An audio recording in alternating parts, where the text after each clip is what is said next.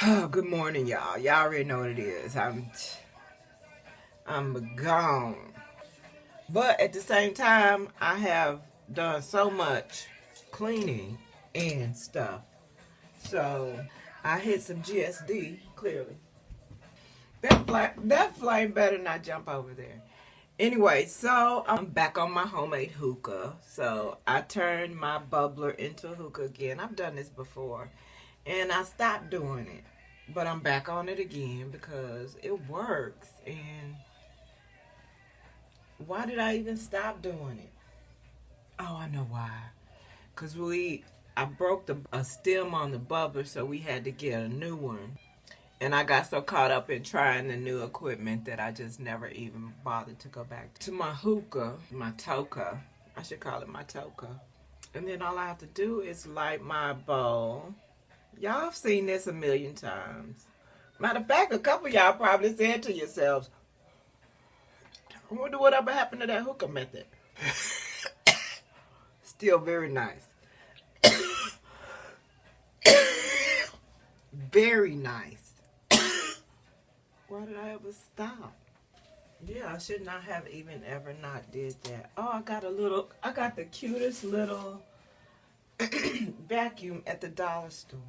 It's not cordless though, but that's how they got me. I thought it was cordless. But it's cute for around your little computer area, the keyboard. Y'all know Mr. upgrades me, so he made my actual light switches USB cord. So I could use it in here. If I spilled some glitter somewhere. Ooh, Mr. makes it possible. When I say that lightly, I don't only mean it lightly. He's so awesome.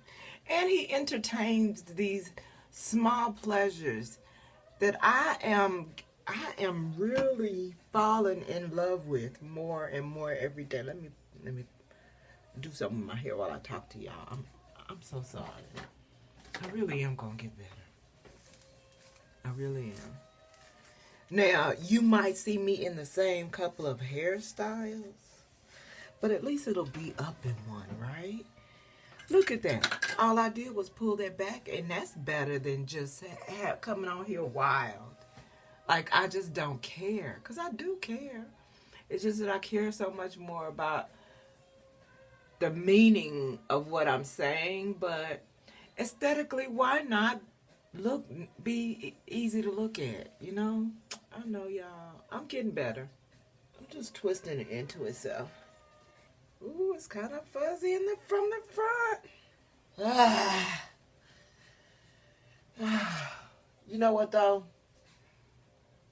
I don't care how little time this takes. You know, at 80 years old, you're not going to be twisting your hair up on the side. It just ain't going to be happening. What do you do? What do you do? Or does your hair even get too thin for it to matter? Oh my goodness. Physical aesthetics of aging is trash, and that's just the reality of it. Look at that. Oh, girl, do it over.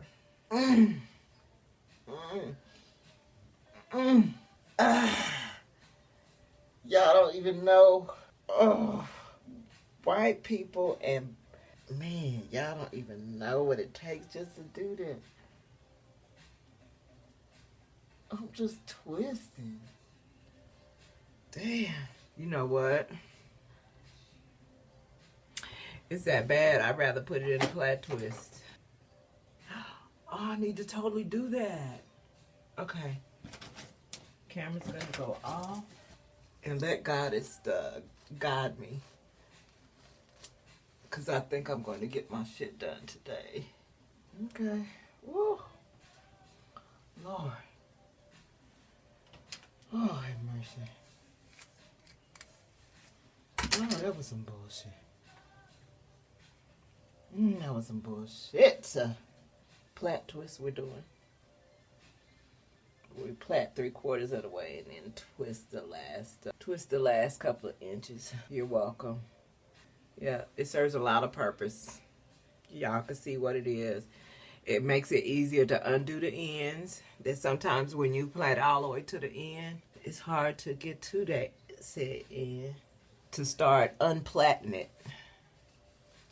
You know, once you get in there, you could probably pull one piece of the plait and the other two sections will come undone. So that ain't so bad, but oh, she dry.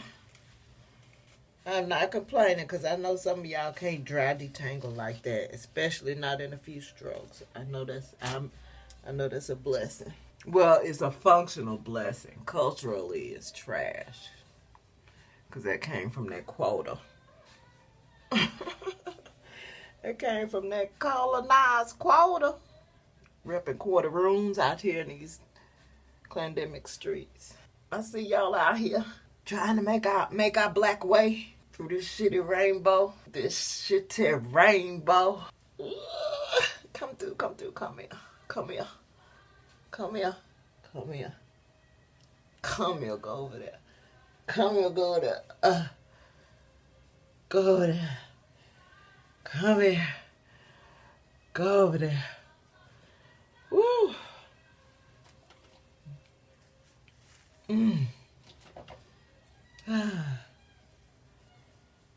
Oh, man. Man, I should have a rhythm on these three pieces. You braiders know what I'm talking about. In fact, y'all know better than I do what I'm talking about, because I still can't braid. But at least when the braiding goddesses visited me, it was on camera. Do a couple of y'all, because the rest of them fell off. They gone. They wasn't going to last no way. They wasn't going to follow me for no decade. So.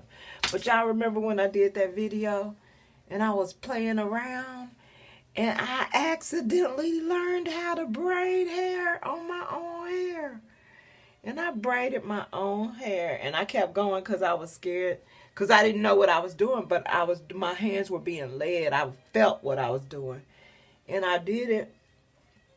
I did my whole hair, and then it came out kind of frizzy, but, you know, I did it, and it was good. And I did it on camera, and y'all saw it. And I was in awe with y'all as I was doing it. Goddess was like, here, baby, this is what you do right here. Then you pull this one around here.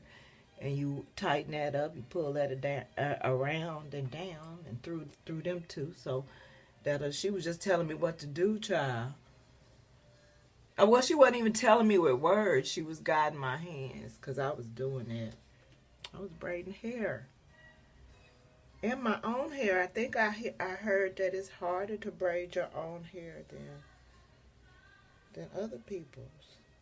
And if that's the case, then I did real good, even more real good. Since it's so frizzy, it's not long enough to come all the way over here like it usually is. So I think I have to do it on the same side. And that way my scalp can also still get the pull that y'all know my scalp needs to exercise. If it don't, it will dry out and flake up. I don't know what that is. And maybe some of you guys noticed it in your hair too. And maybe some of you guys experienced it, but you didn't know what it was. And then when I said what I said, you was like, oh, I bet that's what it is that be happening in my damn head. We both learned it together, girl. Even at this age, you never get too old to learn some shit, child. And sometimes even learning at the hands of those dumb, misguided ass younger generations. Learn from them too, girl. Because the reality is there's going to be a category of knowledge that they're going to have that we could never without them. And I know that's scary. When you look at those very generations that we have to depend on. But y'all knew it. Y'all knew it. Y'all chose. And this is what it is. So survive the best way you can, you know. It's done now. They were raised how they were raised, and this is where we at. Rectify anything you can at this stage as quickly as possible. I ain't gonna lie and tell you you got plenty of time, because you don't. But put in the work, you know. However, the results would be better than they would have been if you hadn't put in any at all. So do it. I'm rooting for you. And that no matter how it ends up better than it would have if you had done nothing. Y'all like, oh, why you say it like that? Because, like, some of y'all waited too late. Y'all, you just did, and it's not going to be no coming back from it. Some of y'all ain't no coming back from it. And I just hate that for you. But that's the reality. You know, I'm a truth teller. I can't lie to people. I can't pacify people the way people be doing. But y'all be paying for it. So y'all get told what you want to hear. And you so-called therapist or guide or whoever, you know, they get compensated for it. So they get to maintain their lifestyle. So it works out for everyone who willfully walked into it for it to work out the way it does. I had my whole moment of sadness for people that I know damn well are performative as fuck. It's acting like, yeah, girl, yeah, I'm gonna do this, I'm gonna do that. You ain't doing it. It's okay. It's okay. It's hard. It's hard. It's hard it was hard when you had more time to change it. So it's certainly hard now. But again, I root for you. Because it still can be done. And that's why it's hard, because a lot of you still won't want to, because you just won't feel like it's worth it. It won't be worth it to risk the lifestyle to which you've become accustomed. And in that lifestyle, those colonized values, they're valuable to you. They're important. They're colonized, but they're values to you. They have been values to you for all your life. You can't just flip a switch and be like, oh my God, everything is a lie. It's not humanly, well, not regular humanly. You know, there's some indigos who could do that and be like, I'll be damned, they fooled me. Fool me can't get food. But here we are. And I know I be sounding hopeless sometimes, because sometimes it feels clearly, realistically hopeless. But at the end of the day, I do root for you, because I wouldn't even be bothering to say the stuff that I say, or to send the messages through this person that you're watching on the video right now. I wouldn't even be bothered to say it to you. But I know that for the people that do come to watch her videos,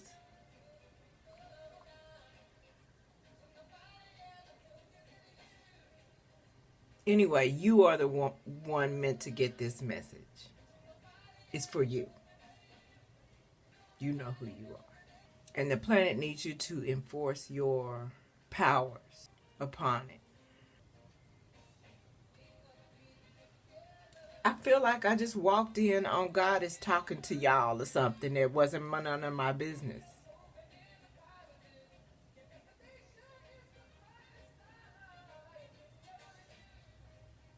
What she tell y'all? I know it's positive. I know it's positive. She come bring this positive shit on my channel. I mean, my shit is positive anyway, but it's in a, you know, I got my own brand of tough love, productivity, you know what I'm saying? But I know I need to chill sometime, y'all. I know I need to chill sometime. But I get ignited when people make assumptions, and they always make assumptions, you know what I mean? Because I can't be read by a colonized mind. And so only a colonized mind even desires to try to read into something like that. Like the things that they read into anyway. And so if I got a couple minutes on my hand, if I got a little time on my hand, I'll fuck with their head a little bit. Fuck them. You know, they part of the reasons why we in this situation we in. So, I Harriet Tubman all of them. You were never a safe space. But for people who are, you know, actively decolonizing, even if you're struggling and failing to decolonize, but you putting in that work and you putting forth the effort, you stepping your foot forward to do so, I'm rooting for you. I know y'all think I'm just probably only here for people who are quote unquote woke or whatever the fuck. That's not true. I acknowledge day and night that I am completely conscious of, aware of how hard it will be, of how hard it must be for the average colonized mind, not the, let me say, the averagely colonized mind. So of any capacity, any class, any education status, from every walk of life, but people that are still colonized within whatever frame of life that is, like their brains, is human. It's human to be unable to push past a lifetime of brainwash. It's only human. And I do understand that, as much as I seem like I don't. I know the common consensus would say that I don't have no patience or tolerance for nothing. Probably don't give nobody a second chance for nothing. And there are a lot of people that I don't give a second chance to. But I'm not that. I'm much more understanding than you probably have the capacity to imagine. It's just for those that are genuinely putting forth the effort, genuinely interested in ridding themselves of this evil frame of being, of mentality. I want to say frame of thinking, but it's not even a frame of thinking, but because the whole training process trains you not to think at all. In fact, to trust others that they have assigned to tell you what to think about a particular thing.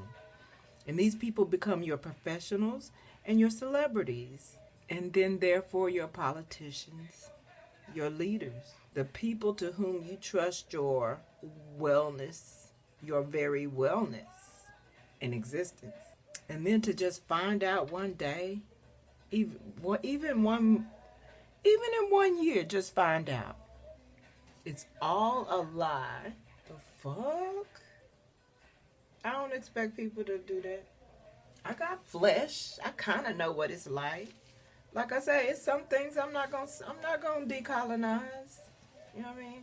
I'm not gonna decolonize eating meat unless by force. But even though I only eat really chicken and fish, but I mean, well, poultry and fish. I only eat poultry and fish pretty much. But that it's not exclusive. You know what I'm saying? That's not to say I will refuse a steak if it get put in front of me and seared to perfection. I don't even like steak like that, but I'm using that as an example because those of you who do love steak know what the fuck, you can relate to that imagery. Okay, let me get to work. I love y'all. She love y'all too.